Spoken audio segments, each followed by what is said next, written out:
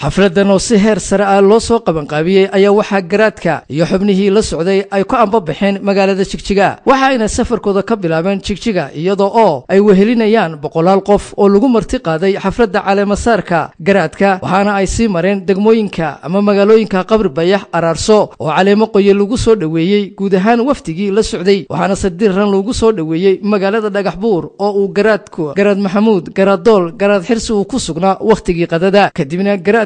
iyo odayaashii wehelinayay oo hasalaadinta odayaasha culimadiinka dhalinyarada waxay u amba baxeen oo ay si dhex mushaaxeen jidka dheer ee isku xidha magaalada Dhagaxbuur iyo Birqod waxaana tuulo kasta oo garaadku maraba waxa hareeraha wadada tubna shacabka oo soo dhaweynaya iyaga oo lulaya calanka dawlad deegaanka Soomaalida Itoobiya iyo kan Jamhuuriyadda Dimuqraadiga Federaalka Itoobiya iyo waliba caleemo qoyan goor casarkii ah ayaa waftiga garaadka iyo dadweynihii la socday ay gaadheen magaalada Birqod oo si heer sare ah loogu soo dhaweeyay taasoo ay dadweynuhu buuxiyeen hareeraha wadada ilaa iyo goobta ay ka dhacayso caleemasaarka garaadka beesha absame iyo adeerkood oo galimaysa garaad Maxamuud garaad Dool garaad Xirsi iyo waftigii waxay habeenimadiiba ay u hoydeen Birqod kadibna waxay xafladda caleemasaarka ay loo amba baxay iyada oo goobta caleemasaarka lagu qabtay duleedka magaalada Birqod xafladdan oo ay ka soo qayb galeen kun oo qof oo isugu jira haween dhalinyaro odayaal culimadiin iyo waliba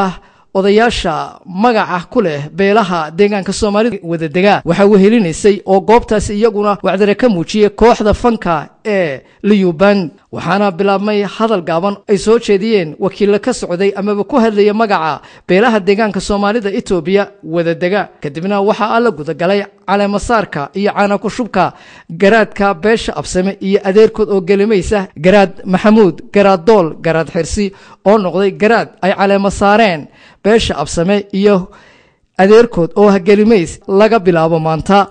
haddaba magaalada Birqod ayaa waxa ay tahay goob magac sare ku leh dhinaca culimada diinta iyo waliba barbaarinta diinta islaamka ee deegaanka Soomaalida